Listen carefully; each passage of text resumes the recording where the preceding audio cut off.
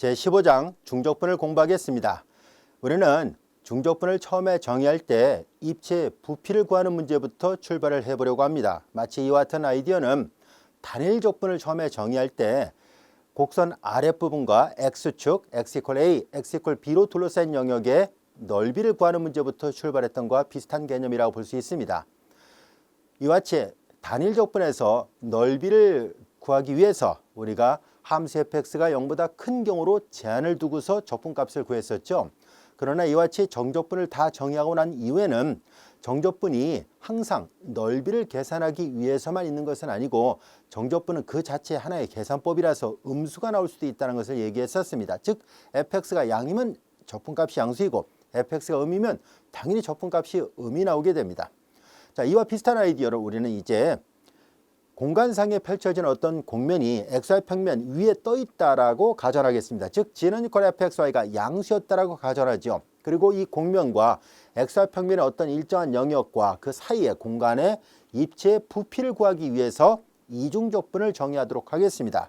이와 같이 이중적분의 정의를 입체 부피에 포커스를 맞춰서 먼저 정의를 한 다음에 자연스럽게 이 이중적분도 하나의 셈법이기 때문에 피적분 함수가 음이면 적분값이 음이 나올 수도 있어요. 그래서 이제 뒤에 가서는 꼭 부피를 구하는 문제에만 국한적으로 사용하는 것이 아니라 그냥 일반적인 셈법에 불과하기 때문에 셈을 방법으로 자연스럽게 활용하겠습니다. 자, 먼저 입체 부피를 구하기 위해서 앞서 설명한 것처럼 xy 평면 위에 떠 있는 경우로 생각해 보도록 하죠. 자, 우리는 다음과 같이 그림을 그려보도록 하겠습니다. 우리는 이해를 돕기 위해서 이 공간 곡면이 양수인데요. 이 곡면이 정의되는 정역은 바로 xy 평면상에서 이렇게 좌표축에 평행한 직사각형 영역이었다라고 가정을 하겠습니다. 자, 여기 x=a, x=b, y=c, y=d 이렇게 돼 있을 때 이 노란색 영역은 바로 공간에 떠 있는 곡면의 그림자 부분, 즉 함수가 정의되는 정역 부분이라 보겠습니다. 이 영역을 R이라 놓겠습니다. 자, 이제 R 위에 떠 있는 어떤 곡면이에요. 이 안에 있는 모든 xy에 대해서 정의되는 함수를 이제 fxy라 놓아 보도록 하겠습니다. 자, 이제 이렇게 각각의 이 사이에 있는 각각의 점에서 이 공간상의 곡면이 이런 식으로 뭐 여러 가지 모양이 나올 수 있는데요. 아무거나 하나 그려봤습니다. 자, 이렇게 공간상에 어떤 곡면이 하나 주어져 있어요 라고 가정해 보겠습니다. 자, g는 fxy가 되고요. 보다시피 이 함수값은 양수입니다. 자, 이제 우리의 관심은 이 초록색 곡면 아랫부분과 노란색 직사각형 영역 R 사이에 있는, 그리고 이 도형을 잘 보면 바닥의 정역이 좌표축에 평행한 직사각형 영역이라서 좌우면도 평면, 앞뒤면도 평면이고 바닥면도 평면이고 위만 이렇게 어떤 볼록한 매끄러운 곡면으로 되어 있습니다. 자, 우리의 관심은 이 입체 영역의 부피를 어떻게 구할 수 있을까 하는 것을 알아보려고 합니다. 자, 이 입체 부피를 구하기 위해서 우리는 다음 같은 시도를 해보도록 하겠습니다. 마치 단일 적분의 넓이를 계산할 때 우리가 여기가 y=fx 이렇게 있을 때요. fx가 양수였더라 보겠습니다.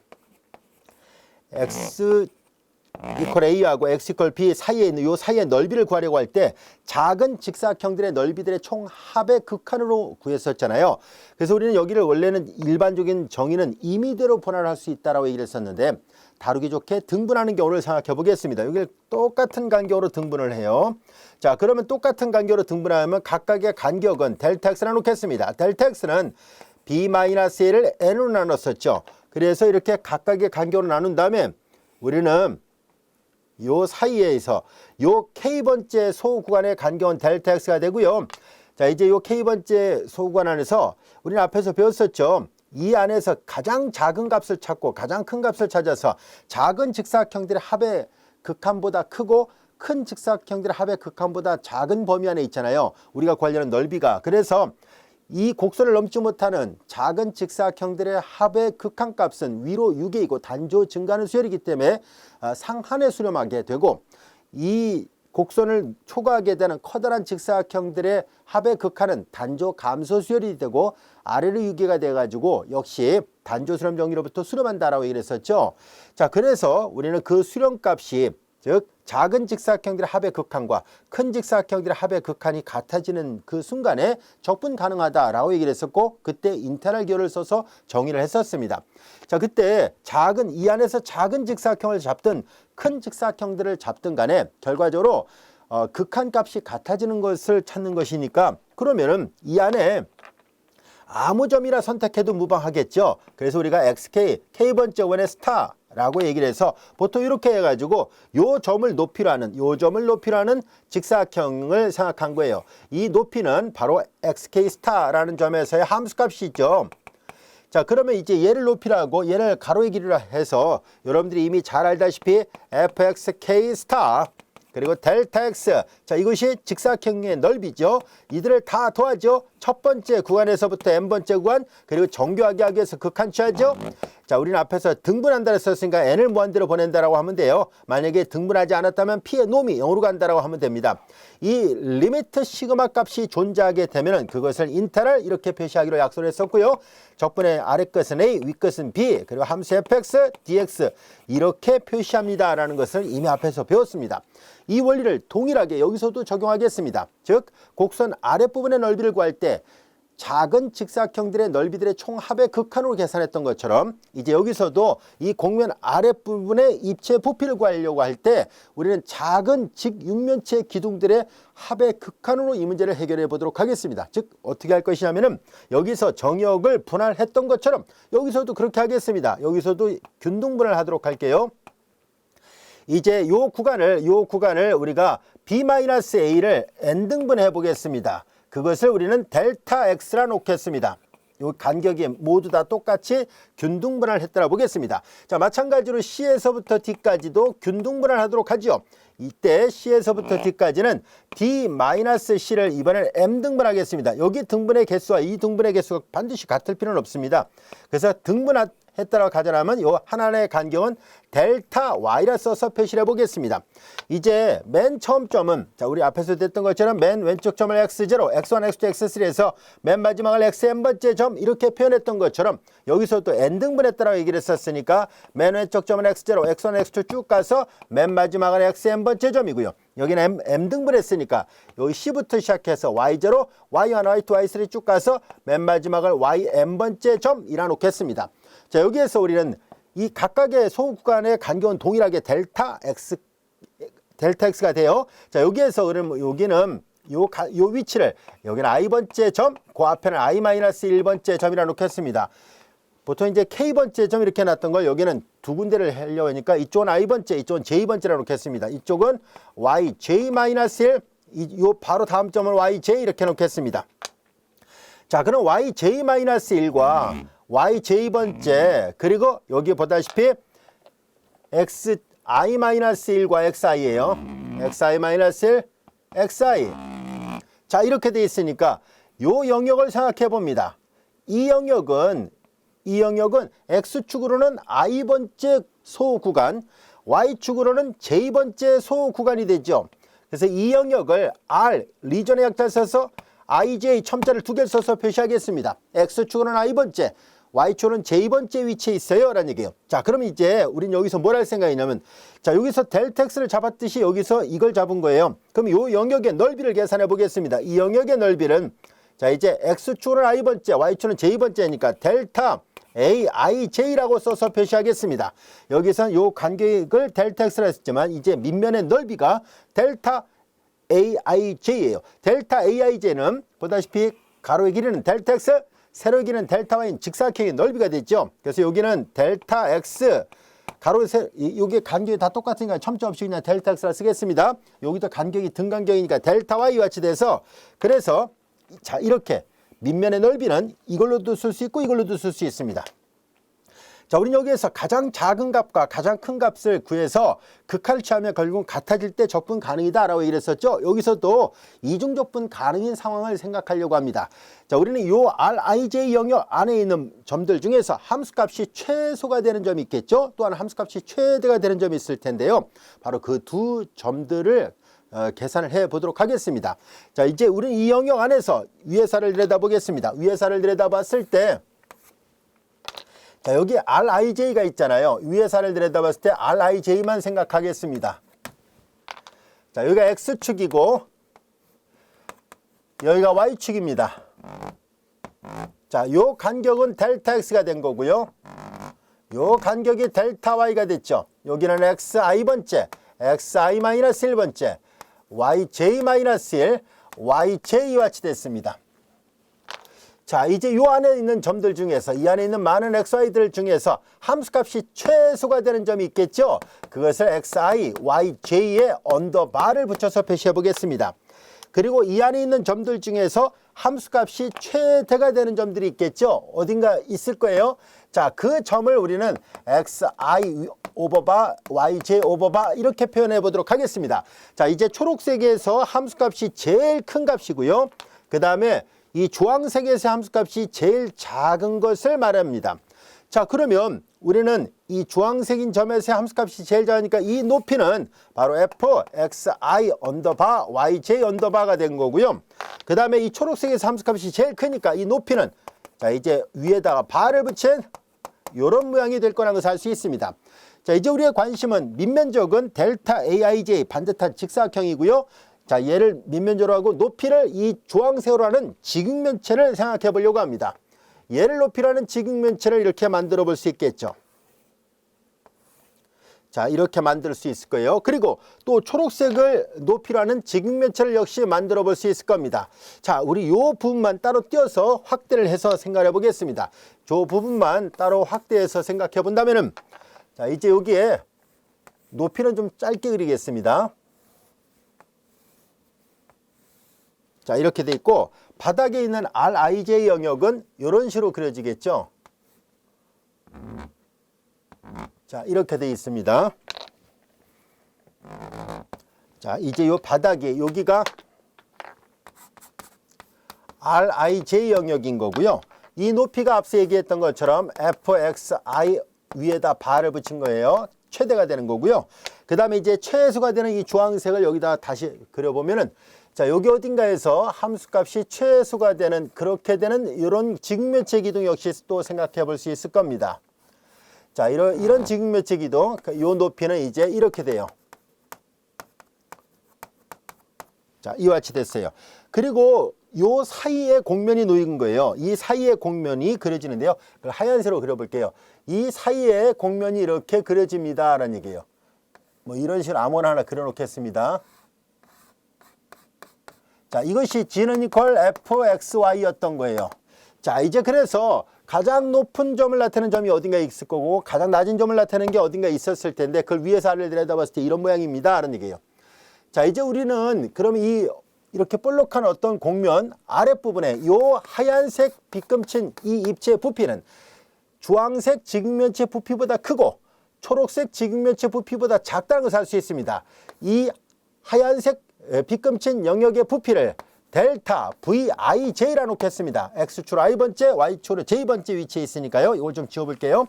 자, 그래서 우리는 이제 이 큰 그림에서 본다면 요 RIJ 영역 사이에 있고 공면 아랫부분에 있는 입체 부피가 이거예요. 그래서 델타 VIJ의 부피는 당연히 작은 직육면체 부피보다는 크죠. 작은 직육면체 부피, 요 바닥의 넓이는 델타 AIJ예요. 델타 AIJ. 자, 이 밑면적 곱하기 높이예요. 이 주황색으로 표시했던 이거예요. 자, 밑면적 곱하기 높이니까 직육면체 부피보다는 크고 그 다음에 이 높이. 자, 이제 요거예요. XI. 자, 위에다 바를 붙인 거죠. 그 다음에 밑면적 델타 AIJ예요. 자, 이제 작은 직육면체 부피보다는 크고 큰 직육면체 부피보다는 작다는 것을 알 수 있습니다.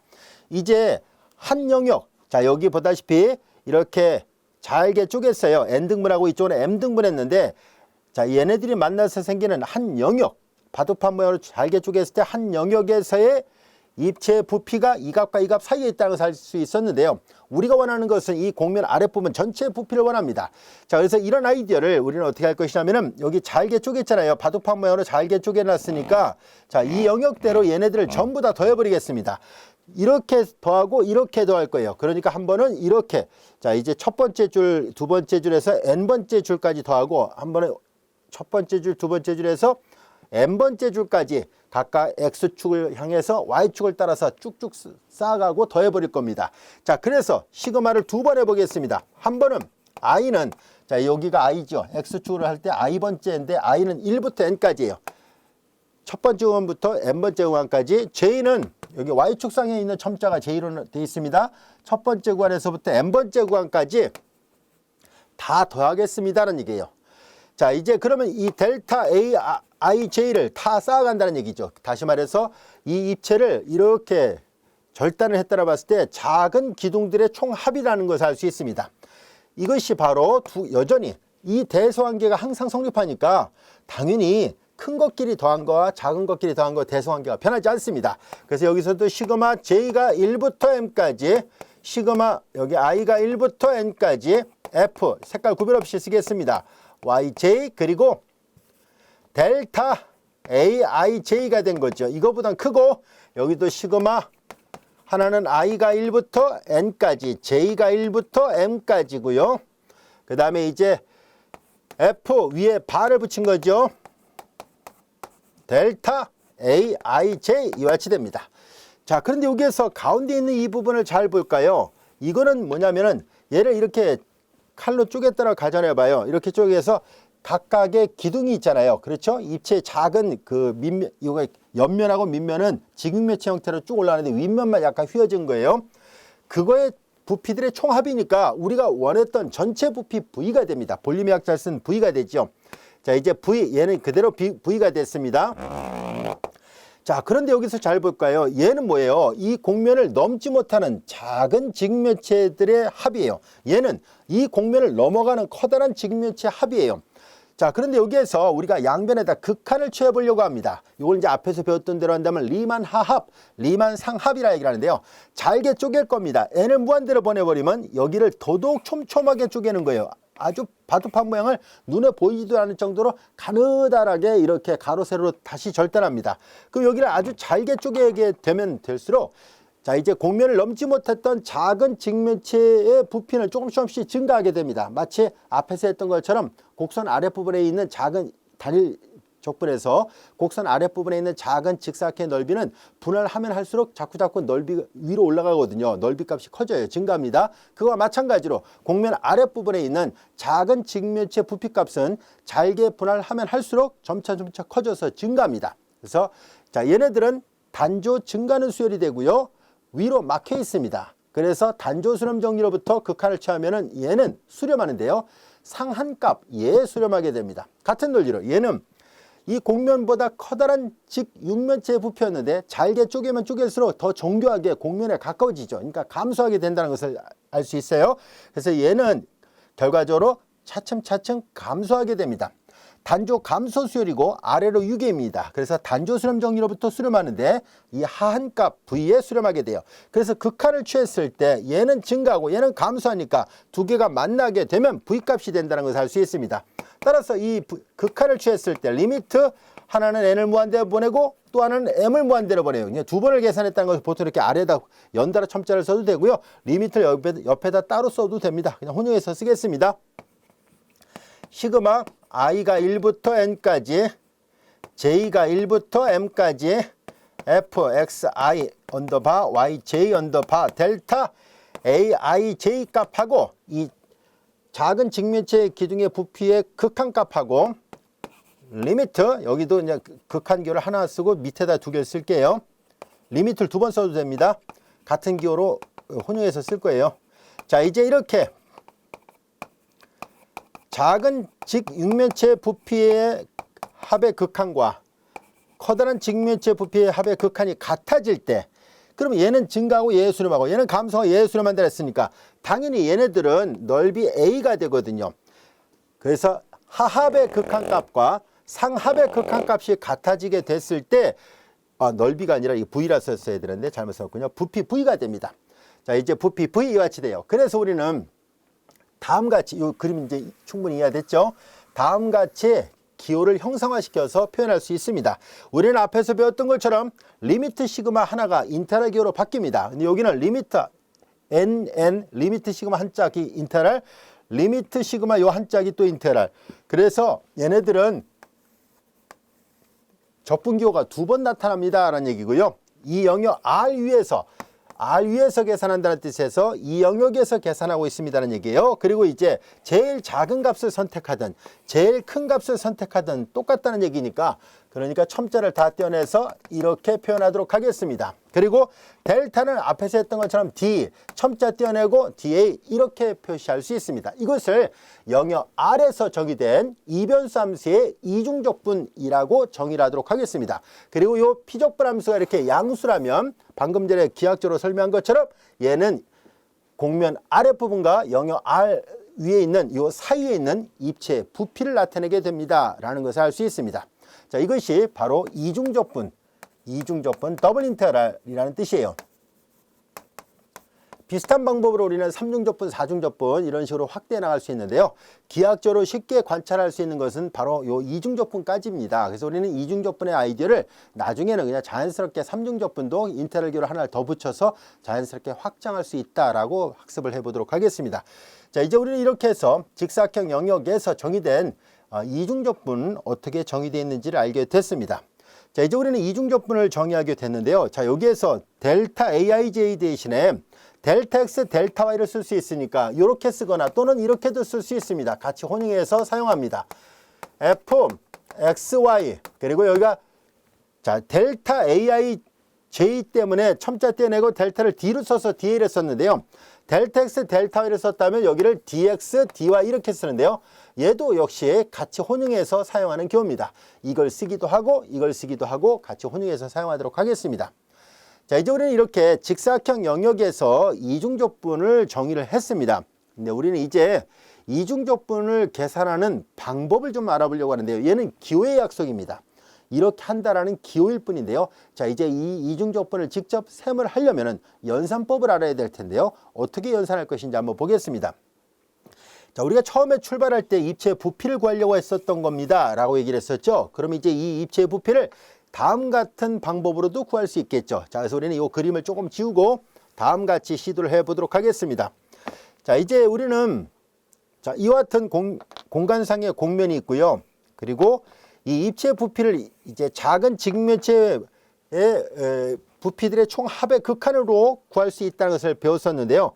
이제 우리는 이 입체 부피를 계산하기 위해서 다음 같은 시도를 해 보도록 하겠습니다. 우리는 이제 이 입체를 x지 평면에 평이하게 절단했다라고 가정하겠습니다. x지 평면에 평이하게 절단을 해요. 그러면 이렇게 절단했다라고 가정한다면은 자, 이렇게 자, 이렇게 절단하면 이제 이렇게 자, 요 보라색 직선은 x지 평면에 평이합니다. 즉, 이 보라색 평면과 x지 평면이 평이하다라고 생각하겠습니다. 그러면 이 보라색 평면의 단면의 넓이를 계산해 보려고 해요. 자, 이 단면의 넓이를 계산해서 왼쪽에서부터 오른쪽까지 쭉 쌓아가기만 하면 입체의 부피를 구할 수 있을 거라는 것을 알 수 있습니다. 그래서 우리는 이 단면적을 A라 놓는다면 A를 여기서부터 여기까지 쌓아갈 거거든요. 여기 C부터 D까지를 쌓아가려고 해요. 자, 그러면 우리는 이 입체의 부피를 구하기 위해서 우선 왼쪽에서 바라보면 이 보라색으로 색칠한 이 단면의 넓이를 어떻게 표현할 수 있을까 하는 것을 알아보겠습니다. 왼쪽에서 바라보겠습니다. 그러면 여기가 양의 X축으로 보일 것이고 여기가 양의 G축으로 보일 것이고 그림을 잘 보면 이 보라색 단면의 이 평면 뒤편에 있습니다. 근데 우리가 투영시켜서 여기다 같이 그림을 그려보도록 하죠. 자, 그러면 이런 모양으로 이 보라색 곡선이 나타나게 될 텐데요. 우리는 여기서 자, 임의의 지점으로 X지 평면에 평이하게 절단했습니다. 이때 요 점의 위치를 편의상 일단 고정을 시켜 놓겠습니다. 나중에는 움직일 거예요. 그래서 첨자 제로를 띄워내겠습니다만 지금 고정되어 있다는 걸 강조하기 위해서 자, 여기가 C하고 D 사이는 어느 Y값 중에 어느 한 지점으로 딱 고정되어 있다라 가정한다면 이 보라색 직선이 있는 모든 점들은 X좌표는 움직이죠. X좌표는 왔다 갔다 움직이는데 Y좌표는 Y제로로 고정되어 있습니다. 이 각각의 점에서 정의된 곡면 위에 함수값들이니까 이 보라색 이 전체 초록색 곡면은 이렇게 표시가 되지만 보라색 곡선은 다음같이 표시가 됩니다라는 것을 알 수 있습니다. 이 곡면의 특수한 부분이잖아요. X는 움직이는데 Y좌표가 Y제로로 고정되어 있는 상태입니다. 자, 이건 마치 하나가 고정되어 있고 얘만 움직이니까 일변수 함수처럼 취급할 수 있죠. 그래서 공간 공면상의 곡선으로만 나타나고 있다라는 것을 알 수 있습니다. 자, 왼쪽에서 바라보면 그 곡선이 이렇게 보일 것이고 바로 이 곡선이 여기에 써놨던 것처럼 x 그리고 y제로 이렇게만 표현이 됩니다. 자, 이제 여기를 수선의 발 내렸을 때 그대로 수선의 발 내릴 때 요 끝점이 A고 요 끝점이 B니까 여기가 A고 여기가 B예요. 그리고 보라색 직선은 저 뒤에 있지만은 그냥 투영시켜서 같이 그리면 이렇게 투영되어 있다라고 보겠습니다. 자, 이제 그러면은 이 보라색 곡선 아랫부분에 넓이를 계산해 보려고 하는데요. 당연히 이 곡선 아랫부분의 넓이는 이 피적분함수의 양수면 마치 단일적분에서 넓이를 구하는 거잖아요. 그래서 우리는 이 부분의 넓이를 에어리어 약자를 써서 A라 쓴다면은 A는 인테랄 적분의 범위 A부터 B까지 F, X 그리고 Y0 이렇게 되어 있는구나 라는 것을 알 수 있습니다. 그리고 DX예요. 우리는 이 단일적분을 이미 계산한 방법을 잘 알고 있죠. 미분적분하게 제2 기본 정리로부터 이거의 역도함수를 찾아서 종점 대입하고 시점 대입해서 빼면 됩니다. 따라서 이걸 적분해서 x 대신에 b를 대입하고 y 대신에 a를 대입해서 빼면은 x란 문자는 더 이상 나타나지 않고 이제 남은 문자는 이걸 다 계산하면 y0만 남는다는 것을 알 수 있습니다. 따라서 이 넓이가 y0 값에 의존합니다. 근데 y0를 고정시킬 게 아니라 쭉 쌓아갈 것이니까 움직일 겁니다. 그래서 이제 얘를 움직이려고 하니까 그냥 고정시키지 않고 y라 놓겠습니다. 그래서 이렇게 놓고 다시 생각해 볼 거예요. 자, 처음에 절단할 때는 이게 고정되어 있다고 생각하지만 이제 얘를 여기서부터 이렇게 쭉 쌓아가려고 하는 거거든요. 쭉 쌓아갈 거예요. 그래서 이 A가 보다시피 이제 Y만의 함수가 된 거예요. 라는 거예요. 자, 이제 단면의 넓이가 Y만의 함수가 되어 있습니다. 이 단면의 넓이가 이제 AY인 거예요. 자, 얘를 C에서부터 D까지 쌓아갑니다. 자, 이제 그러면은 우리가 그럼 당연히 얘를 이렇게 잘게 쪼개서 두께를 무시할 만큼 아주 작은 아주 얇은 어떤 합판 같은 모양으로 잘게 쪼갰다라 가정해봐요. 그걸 쭉 쌓아가는 거예요. 쭉 누적시켜 가는 겁니다. 인테랄이 쌓아간다는 뜻이잖아요. 자, 그래서 우리가 구하려는 부피 V는 인테랄 C에서부터 D까지 이 단면을 쭉 쌓아가기만 하면 됩니다. 자, 그런데 이 단면은 C에서부터 D까지가 되고 요거잖아요. 그래서 인테랄 A에서부터 B까지 F, X 그리고 Y 이 보라색 Y를 이제 더 이상 색깔 구별 없이 그냥 이렇게 쓰겠습니다. dy, dx예요. 이해할 수 있겠죠? AY가 이거였으니까 그걸 그대로 써놓고 다시 계산한 거예요. 자, 이걸 잘 보세요. 이 부피 V는 이게 아까 이 양수였을 때 볼륨의 약자를 써서 V가 됐었죠. 얘는 하나의 기호표기에 불과합니다. 이중적분에 대한 수학적 기호표기에 불과하는데요. 하지만 이걸 셈을 할 때 어떻게 할 수 있을까 하고 봤더니 요렇게 할 수 있어요 라는 얘기예요. 자, 이건 어떻게 하라는 얘기냐면 AY를 구한 다음에 이걸 계산하라는 얘기잖아요. 쌓아가라는 얘기니까 안에 걸 먼저 적분하고 바깥에 걸 적분하세요라는 얘기예요. 그래서 얘를 이렇게 구간이 다 직접 나열되어 있는 것을 반복해서 적분한다 해서 이것을 반복 적분이라고 얘기를 합니다. 얘는 더블 인테그랄, 얘는 이터레이티드 인테그랄 이렇게 얘기를 합니다. 이중 적분을 실제 계산하려면 이렇게 반복 적분으로 바꿔야 된다는 얘기고요. 이 AY를 먼저 구해서 쌓아가야 되기 때문에 항상 안쪽을 먼저 계산한 다음에 바깥쪽으로 계산하기로 약속을 합니다. 자, 이제 우리는 여기에서 이 이중적분의 부피를 구할 때 우리가 이렇게 절단했는데 그때 또 생각을 달리할 수 있잖아요. 우리는 어떻게 할 생각이냐면 그럼 이번에는 YG 평면에 평이하게 절단하는 경우도 가능하겠죠. 예, 그래서 그 경우도 가능하다는 것을 보이기 위해서 이번에는 이렇게 절단을 해보도록 하겠습니다. 이게 주황색으로 써서 그림을 그려보죠. 자, 이번에는 이렇게 절단할 수도 있잖아요. 아까는 이렇게 절단했거든요. XG 평면에 평이하게. 이번에는 YG 평면에 평이하게 절단한다면 이 절단된 위치가 A, B 사이에 있는 어떤 한 점을 고정시켜 놓고 그 점에서 절단하려고 합니다. 자, 요 점의 위치가 X0였다라고 가정을 해볼게요. 그러면 이 주황색 직선상에 있는 모든 점은 X좌표가 X0로 고정되어 있지만 Y좌표가 움직이죠. 따라서 이 주황색 곡선상에 있는 점들은 X좌표가 움직여요. X좌표가 고정되어 있어요. X좌표 정정합니다. X좌표 고정되어 있고 Y좌표가 움직이니까 이렇게 표현됩니다. 이제 얘를 정면에서 바라보겠습니다. 정면에서 바라본다면은 여기가 Y축, 여기가 G축으로 보일 텐데요. 이 주황색 단면은 이 앞에 있어요. 그런데 우리 투영해서 같이 그려보도록 하죠. 그러면 이제 이렇게 보일 것이고 투영을 시켜 놓으니까 이 점의 왼쪽 끝점은 C, 오른쪽 끝점은 D예요. 여기가 C, 여기가 D로 되어 있다는 것을 알 수 있고 그 다음에 이 곡선은 이 곡면 위에 있기 때문에 x좌표가 고정되어 있으니까 이렇게만 표시되어 있잖아요. 얘를 x0 색깔 구별 없이 쓰겠습니다. 자, 이렇게 돼 있어요.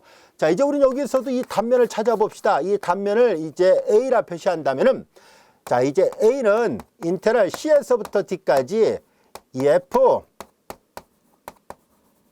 그래도 강조하기 위해서 이거 색깔을 합시다. x0 이렇게 돼 있잖아요. 얘도 이 x좌표가 고정되어 있고 y만 움직이는데 이거 역도함수 구해서 y 대신에 d를 대입하고 c를 대입한 거 빼버리면 이 안에 남아있는 문자는 x0밖에 없잖아요. 그래서 이 단면의 넓이가 이 위치 x0 값으로 결정이 되는데요. 부피를 구하기 위해서 저 뒤에서부터 앞으로 움직여야 되니까 이제 첨자를 없애서 생각을 해보도록 할게요. 자, 이제 그러면 얘네들은 당연히 x만의 함수가 돼요. 그래서 얘가 이제 ax 이렇게 됩니다. 아까는 ay였었죠. 자, 지금은 ax가 됐어요. 얘는 이미 x 위치에서 딱 절단을 했어요. 그래서 단면의 넓이가 구해지고 저 뒤에 a에서부터 b까지를 쭉 쌓아오기만 하면 됩니다. 자, 그래서 우리는 이제 입체 부피 v를 이제 인테럴 저 뒤에 a에서부터 b까지 ax를 쌓아오기만 하면 된다라는 것을 알 수 있고요. 그래서 a부터 b까지 요거 ax가 요거잖아요. 색깔 구별 없이 쓰겠습니다. c부터 d까지 f xy 그리고 dy 그리고 바깥에 dx예요. 근데 잘 보면은 얘는 결국 AX를 계산하고 바깥에 이걸 하라는 얘기니까 얘도 반복적분이에요. 안에 걸 먼저 계산하고 바깥에 걸 계산합니다라는 얘기니까 얘도 반복적분이거든요. 얘도 반복적분이고요. 근데 잘 보면 얘는 Y를 먼저 하고 X를 나중에 하고요. 얘는 주어진 식에서 요 기호를 잘못 써놨군요, 선생님. AY는 요게 AY니까 요게 X고 이게 Y인데요. 쓰기를 잘못 썼네요. 정정합니다. DX, DY입니다. 자, 이거 보세요. 얘를 먼저 적분하니까 이게 AX예요. 자, 얘를 먼저 하니까 DY고요. 그러니까 이건 DX, AX 아니라 DX, DY예요. 자, 이제 여기서 잘 보면은 얘는 X를 먼저 적분하고 Y를 나중에 적분하는 데 비해서 얘는 뭐예요? Y를 먼저 적분하고 X를 나중에 적분했죠. 그런데도 보다시피 같은 입체의 부피 V를 나타내고 있습니다. 자, 이런 경우를 여기에서 이렇게 계산하든 이렇게 계산하든 값이 같다는 얘기예요. 결국은. XY 평면 영역이 반듯한 좌표축에 평행한 직사각형 영역이라면 위의 사를 들여다봤을 때 좌표축에 평행한 직사각형 영역이라면은 입체의 부피를 구하는 문제, 즉 이중적분을 계산하는 이 문제는 X를 먼저 적분하고 Y를 나중에 하든 Y를 먼저 적분하고 X를 나중에 하든 상관이 없어요 라는 얘기예요. 그래서 아무거나 먼저 계산해도 무방합니다. 자, 이렇게 되어 있는 걸 이렇게 바꾸거나 이렇게 되어 있는 걸 이렇게 바꿀 때 적분 순서를 교환한다라고 얘기를 합니다. 순서 교환이라고 얘기를 합니다. 자, 이건 Y를 먼저 하고 나중에 X를 하죠. 얘는 X를 먼저 하고 Y를 나중에 하니까 자, 이렇게 반듯한 직사각형 영역이라면 아무렇게나 바꿔도 답은 똑같이 나옵니다 라는 뜻이에요. 자, 이제 우리는 이렇게 위의 사를 내려다본 영역이 반듯한 좌표축에 평행한 직사각형 영역이라면 반복적분을 통해서 X를 먼저 하든 Y를 먼저 하든 상관이 없다라는 것을 알게 됐습니다. 자, 이제 위의 사를 내려다본 영역 R이 이렇게 좌표축에 평행한 직사각형이 아니라 임의의 영역이면 어떻게 할까요? 라는 문제를 알아보도록 하겠습니다. 자, 그래서 우리는 임의의 영역일 때 생각을 해보도록 하죠. 자, 그래서 이 그림 지우고 위의 사를 내려다본 영역만 그림을 그려서 다시 한번 생각을 해보도록 할게요. 위의 사를 내려다본 영역, 자, 이제 여기가 X축, 여기가 Y축입니다. 자, 이제 X축, Y축 이렇게 있는데, 자, 임의의 영역을 생각해 보도록 하죠. 자, 여기 이렇게, 자, 여기도 이렇게 있다라 보겠습니다. 자, 위의 사를 내려다봤는데 뭐 꼭 영역이 이렇게 보인다는 보장은 없어요. 그러나 계산하기 좋게 X는 이렇게 상수 범위로 만약에 되어 있다라고 가정해 봅시다. 그러나 Y는 이 좌표축에 평행하지를 않습니다. 대신 여기가 이 XY 평면상에서 Y는 이퀄 여기가 GX고 여기는 Y는 이퀄 HX다라고 가정을 해 보겠습니다. 자, 그러면 이렇게 요 영역이 바로 R이었다라고 가정해 볼게요. 위의 사를 내려다본 영역이 조금 전에 했던 것처럼 좌표축에 평행한 직사각형 영역이 아니라 이와 같은 영역으로 되어 있어요 라는 얘기예요. 자, 이제 우리는 여기에서 그러면 입체를 하나 간단하게 그려보도록 하겠습니다. 여기가 X축, 여기가 Y축, 여기가 G축 이렇게 있을 때 X의 범위가 상수로 되어 있잖아요. 자, 이제 X가 취할 수 있는 값의 범위가 이렇게 상수, 여기가 A고 여기가 B였다라 보겠습니다. 그리고 이제 이 곡선이 y는 이퀄 gx가 여기에 이제 그냥 하얀색으로 할게요. 이렇게 되어 있고 y 이퀄 hx가 이렇게 되어 있는, 즉 위에서 보니까 이런 영역이었다라고 보겠습니다. 이 영역이 R이에요. 이제 좌표 쪽에 평이한 건 아닙니다. 이렇게 휘어져 있습니다. 여기가 양쪽이. 자, 이렇게 돼 있을 때 이 공간상에 어떤 곡면이 주어져 있습니다. 자, 이 경우는 어떻게 할까요? 라는 얘기예요. 자, 여기도 볼록, 여기도 이렇게 볼록하는 이런 모양이에요. 자, 여기에서는 조금 전에는 뭐 이렇게 자르든 이렇게 자르든 답이 똑같이 나왔는데요. 자, 여기에서는 잘 볼까요? 이 주어진 식을 잘 관찰을 해 본다면은 어떻게 절단을 해야 될까 하는 것을 생각해 보려고 합니다. 자, 여기에서 이렇게 절단하기에는 좀 어려움이 있다는 것을 알 수 있어요. 왜냐면 이렇게 절단해서 쌓아가려면 이 휘어져 있으니까 얘는 마치 이렇게 위에서 보면 이렇게 절단한다는 얘기거든요. 그럼 여기 단면에, 여기 밑면의 넓이, 높이 이런 걸 계산하기가 어렵다는 것을 알 수 있어요. 그래서 우리는 결국 이렇게 절단할 수가 없구나. 이 도용 때문에. 그래서 이런 문제는 이렇게 쌓아가는 것이 제일 좋겠죠. 그래서 YG 평면에 평이하게 절단을 해보도록 하겠습니다.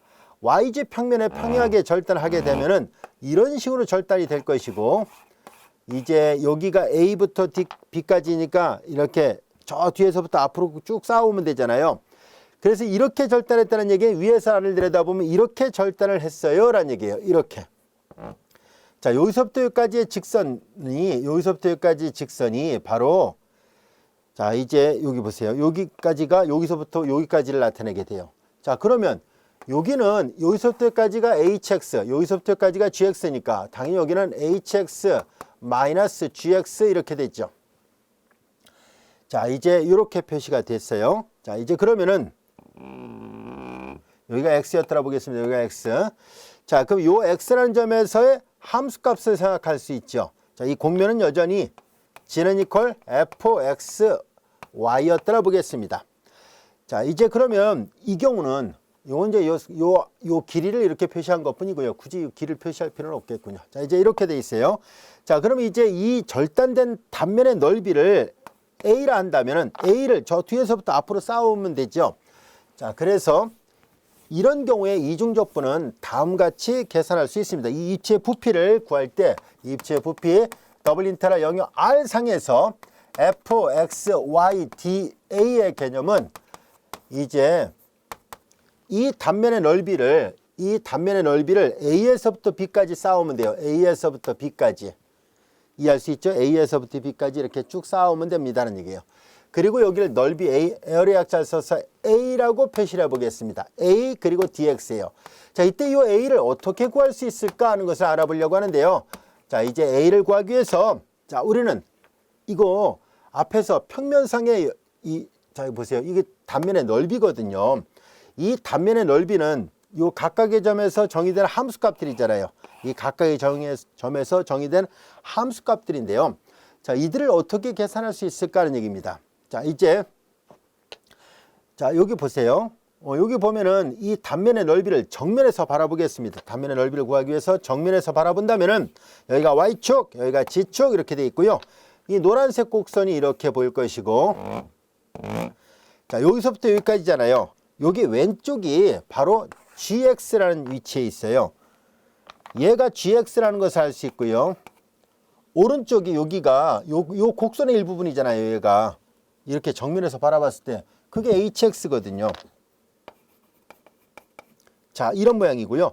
자, 이 노란색은 바로 이 곡면의 일부분입니다. 곡면의 일부분이에요. x좌표가 고정되어 있는 상태에서 이렇게 절단했으니까 fx0y 이렇게 고정되어 있어요 라는 얘기예요. 앞서 설명한 것처럼 처음에 이거 고정시켜 놓다가도 결국은 얘를 이렇게 움직여야 되잖아요. 그러니까 첨자를 띄어서 생각하겠다 했으니까 우리 색깔 구별 없이 그냥 이렇게 써도 무방하겠구나 라는 것을 알 수 있습니다.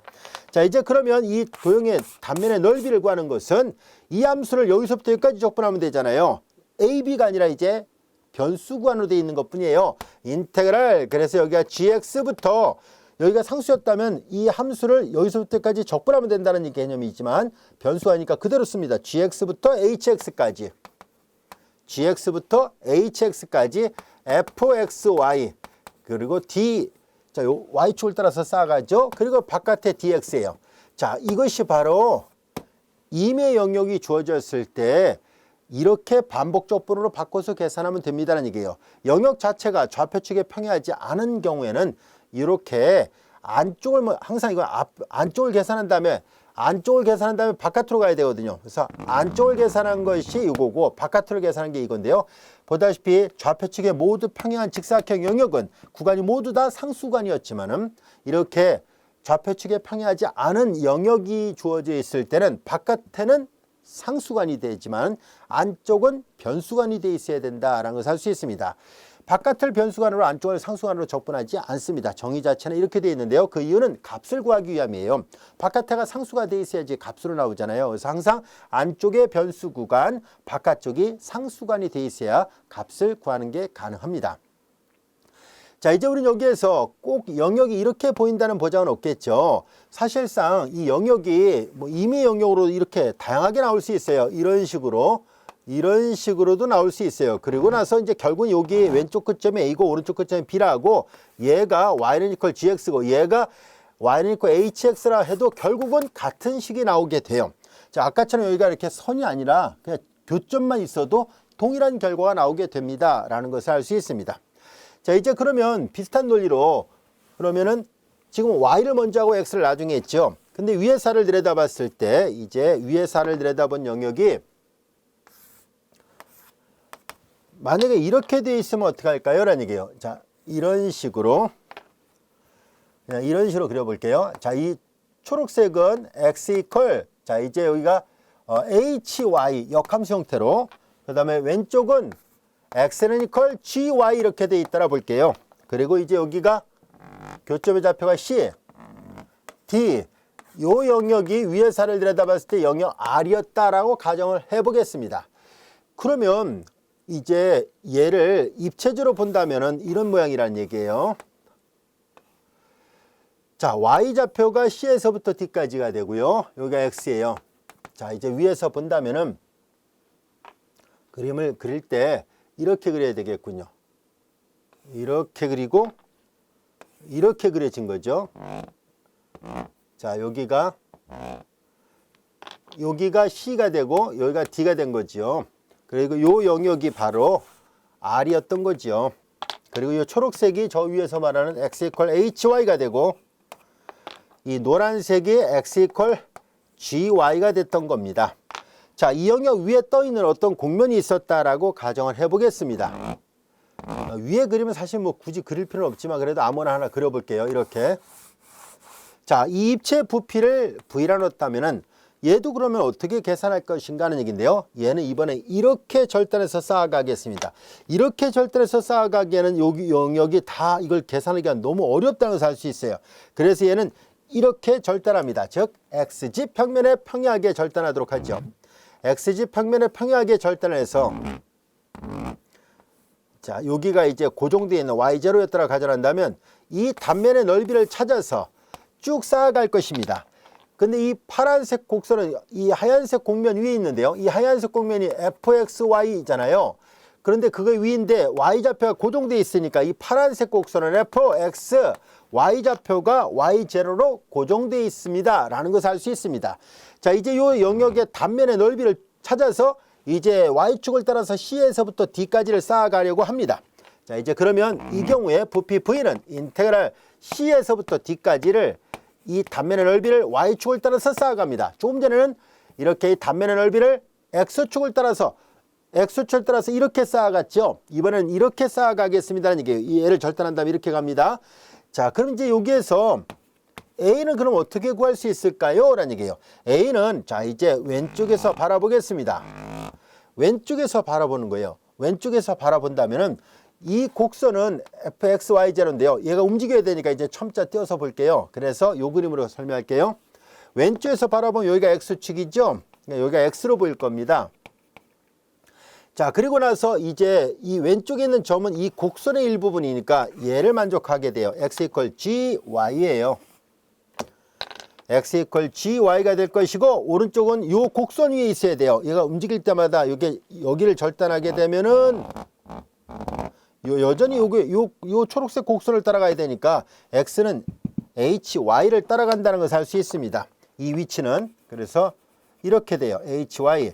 자, 그래서 요 모양 보고 그대로 계산합니다. 앞에서 했던 거와 마찬가지로. 그래서 여기서도 인테를 gy에서부터 hy까지 그리고 a를 좀 계산한 거죠. 이게 a니까요. fxy죠.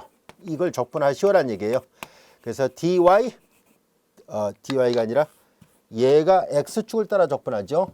그래서 dx dy가 됩니다. 자, 이제 이렇게 해서 우리는 이제 이렇게 위에서를 내려다본 영역이 좌표측의 평행한 직사각형 영역이 아니었을 때 어떻게 잘라서 쌓아갈 것인지를 모양을 보고서 결정을 하고 있어요.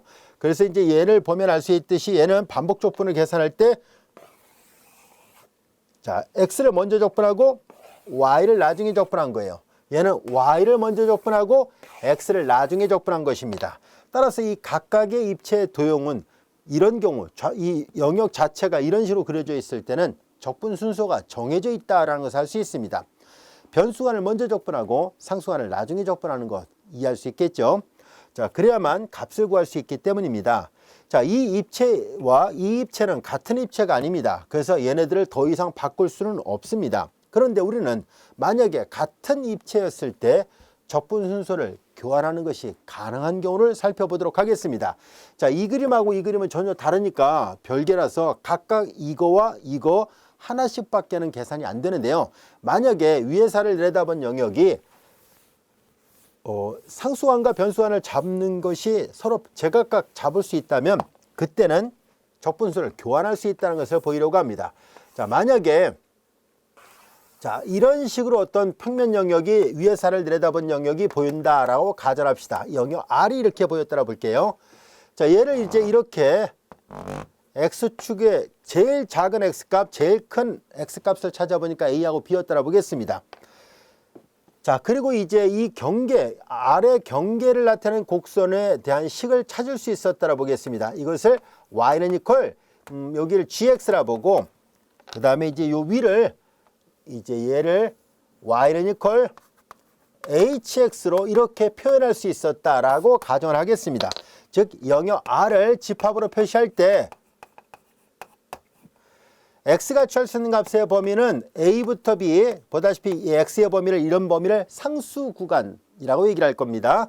그 다음에 이제 y가 취할 수 있는 값의 범위는 이제 y축의 평행하게 직선을 그었을 때 들어가는 선, 나오는 선을 따집니다. 여기 in, out을 이용해서 표현합니다. 들어가는 선, 나오는 선이에요. 자, 이제 들어가는 선은 gx가 되고요. 나오는 선은 hx잖아요. 자, 이렇게 되어 있습니다. 그러면 한쪽이 변수가 아니고 한쪽이 상수가 아니라면 앞서 얘기했었죠. 우리는 이중적분을 계산할 때 영역 R상에서의 이중적분을 계산할 때는 우리가 조금 전에 정의했던 것처럼 이 DA를 써도 되고 DX, DY를 써도 된다 했었죠. 자, 이제 이걸 Y를 먼저 적분해야 됩니다. 그리고 나서 X를 나중에 적분합니다. X가 취할 수 있는 값이 A부터 B고 Y가 취할 수 있는 값이 GX에서부터 hx까지예요. 자, 이렇게 계산하는 건 조금 전에 변수원을 먼저 적분하고 상수원을 나중에 적분한다는 원리를 배웠기 때문에 이렇게 계산됩니다. 자, 여기에서 이렇게 영역 R 또는 이제 D라고 표현하기도 하는데요. 자, 이제 여기 R 또는 D로 되어 있고 구간이 표현되어 있지 않고 DX, DY라는 얘기는 얘네들은 순서가 있다는 뜻이 아닙니다. X하고 Y에 대해서 각각 적분해야 된다는 것을 강조합니다. 그러나 이렇게 반복 적분하듯이 구간이 명시가 되어 있다면 순서가 정해져 있어요 라는 것을 말해줍니다. Y를 먼저 하고 X를 나중에 해야 된다는 뜻이에요. 왜냐하면 안에 걸 먼저 적분하고 바깥을 해야 되기 때문입니다. 얘는 순서 구조가 없지만 요런 기호 안에서 이렇게 되어 있으면 얘를 먼저 한다는 뜻이에요. 아시겠죠? 기호 표기를 잘 구별해야 됩니다. 자, 이제 우리는 이 집합을 이렇게 이 영역을 상수환, 변수환으로 표시할 수 있다면 당연히 변수환을 먼저 적분하고 상수환을 나중에 적분해야 된다는 것을 알게 됐습니다. 자, 그런데 같은 집합이에요. 조금 전에 했던 거는 두 개가 서로 다른 집합이었죠. 근데 이번에는 같은 집합을 그려보겠습니다. 대략적으로 이제 같은 모양의 그림을 그려볼게요. 손으로 그리다 보니까 약간 달라졌을 수도 있겠습니다만 같은 집합이었다라고 가정을 해보겠습니다. 자, 이제 이렇게 같은 집합이었고 이걸 집합을 다시 표시를 해보려고 하는데요. 이 영역 R이 취할 수 있는 이번에는 아까는 제일 작은 X값, 제일 큰 X값을 찾았었죠. 이번엔 이 영역 R이 취할 수 있는 제일 작은 Y값, 제일 큰 Y값을 각각 찾아보겠습니다. 하나는 C, 하나는 D라 놓겠습니다. 자, 그리고 이제 우리는 이 경계를 중심으로 이렇게 왼쪽의 곡선을 표현할 수 있었더라 보겠습니다. 얘를 X 이퀄 GY 이렇게 된 걸 우리가 보통 역함수 표현이라고 얘기를 합니다.